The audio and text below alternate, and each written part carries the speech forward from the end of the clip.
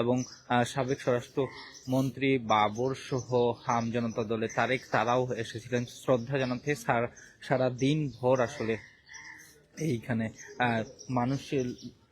মানুষের সমাগম আমরা দেখতে পেয়েছি। এবং আজকে কিছুক্ষণ আগে আসলে এইখান যে জিয়ার সমাধিস্থল, সেই জিয়ার সমাধিস্থল থেকে আসলে সাধারণ যে মানুষজন রয়েছে তাদেরকে বের করে দেওয়া হয়। এবং আপনাদেরকে যদি এখন একটু দেখানোর চেষ্টা করি যে বিএনপি যে নেতাকর্মীরা রয়েছেন তারা আসলে এখানে আসছেন শ্রদ্ধা জানাতে এবং তারা দোয়া করছেন। এবং এখানে যদি দেখি যে পরিচ্ছন্নতা কর্মীরা যারা পরিচ্ছন্নতা করছেন, তারা আসলে প্রতিনিয়ত 1 ঘন্টা 2 ঘন্টা পর পর পরিচ্ছন্ন করছেন।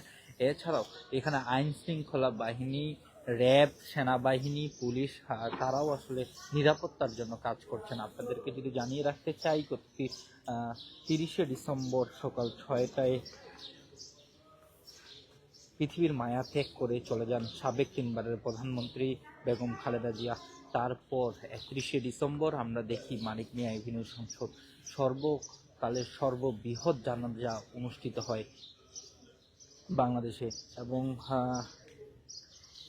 লোকারণ্য আমরা দেখি সেই জানা যায়। তারপর 12টার দিকে সকাল 9টায় এভার কেয়ার যেই হসপিটালে তিনি ভর্তি ছিলেন গত 23শে নভেম্বর থেকে, তারপরে তাকে সেই দিন 31শে ডিসেম্বর সকাল 9টার দিকে গুলশানে তারেক রহমানের বাসভবনে নিয়ে আসা হয়। সেখানে পরিবারের